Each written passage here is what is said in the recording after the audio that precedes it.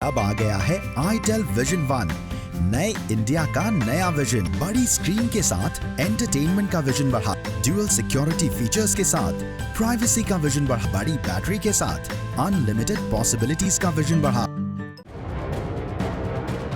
20 अगस्त से शुरू हो रहे विधानमंडल के मॉनसून सत्र में कांग्रेस ब्राह्मण का मुद्दा जोरों शोरों से उठाना चाहती है और इसके लिए कांग्रेस ने पूर्व मंत्री जितिन प्रसाद को एक्टिव मोड में डाल दिया है। जितिन प्रसाद ब्राह्मणों के मुद्दों को लेकर लगातार जमीनी स्तर पर काम कर रहे हैं और सूबे की योगी सरकार के खिलाफ लगातार मोर्चा खोलते आए हैं।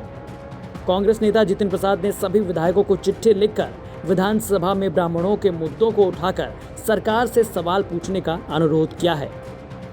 उन्होंने विधायकों से अनुरोध किया है कि पार्टी पॉलिटिक्स से ऊपर उठकर वो ब्राह्मणों के साथ हो रहे उत्पीड़न का मुद्दा जोरदार तरीके से उठाएं। इतना ही नहीं, जितिन प्रसाद प्रत्येक जिले में ब्रह्म चेतना संवाद भी कर रहे हैं, जिससे ब्राह्मणों की समस्याओं को वो ऊपर अमले तक पहुंचा सके और सरकार को इस मुद्दे पर घेर सकें। बयानबाजी नहीं, मैं प्रत्येक जिले में ब्रह्म चेतना संवाद ब्राह्मण समाज के लोगों से कर रहा हूं और 35 जिलों कब तक पूरे उत्तर प्रदेश में मैं संवाद स्थापित कर चुका हूं।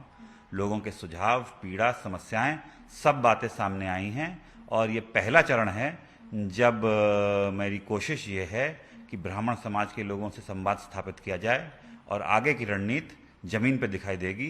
जब तक सम्मान, किसी का अधिकार छीनने की बात नहीं है, मगर अपना अधिकार मांगना अपराध नहीं है, तो ब्राह्मण समाज अपने अधिकारों की बात कर रहा है। जो वो आज महसूस कर रहा है कि वंचित है, उसको दबाया जा रहा है, उसको दुर्भावना से देखा जा रहा है। क्या कारण है?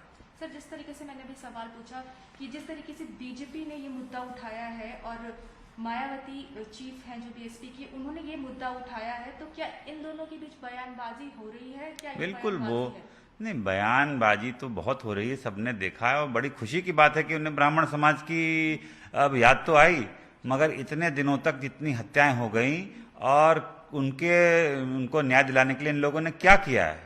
कौन सा ऐसा कदम उठाया है जहां ब्राह्मण समाज को महसूस हो कि उसका भी कोई हालचाल पूछने वाला या उसके संरक्षण देने वाला कोई है? लेकिन जहां एक तरफ ब्राह्मण वोटरों को साधने के लिए अलग अलग पार्टियां योगी सरकार पर लगातार हमलावर हो रही हैं, तो वहीं बीजेपी नेता भी डैमेज कंट्रोल में लगे हुए हैं। इसी क्रम में यूपी के पूर्व मुख्यमंत्री कल्याण सिंह के बेटे और एटा से सांसद राजवीर सिंह का कहना है कि रामलला का मंदिर माननीय सुप्रीम कोर्ट के आदेश पर बन रहा है, जिसका शिलान्यास माननीय मोदी जी ने 5 अगस्त को करा दिया है।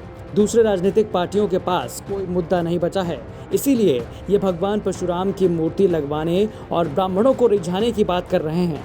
ये ब्राह्मणों को क्या रिझाएंगे? ब्राह्मण बुद्धिजीवी लोग हैं, जिनको ये लोग क्या रिझाएंगे?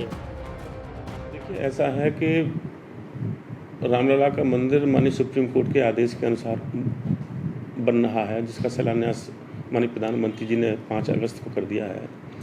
इनके पास कोई भी चीज़, किसी तरह का आधार नहीं बचा है, इसीलिए ये छोटी राजनीति कर रहे हैं कि हम सब मूर्तियां लगवाएंगे, भगवान परशुराम की मूर्ति लगवाएंगे, ब्राह्मणों को रिझाने का काम करेंगे।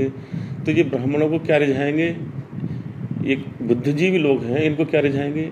और भगवान परशुराम जी की मूर्ति लगे, अच्छी बात है, ये सभी और भी महापुरुष सबकी मूर्ति लगे, लेकिन इस बीच में मूर्ति का मुद्दा उठाने का कोई औचित्य नहीं है। हम तो ये चाहते हैं कि सबकी मूर्ति लगे, भगवान परशुराम की भी लगे। अलीगढ़ से शिवम सारस्वत की रिपोर्ट, यूपी तक।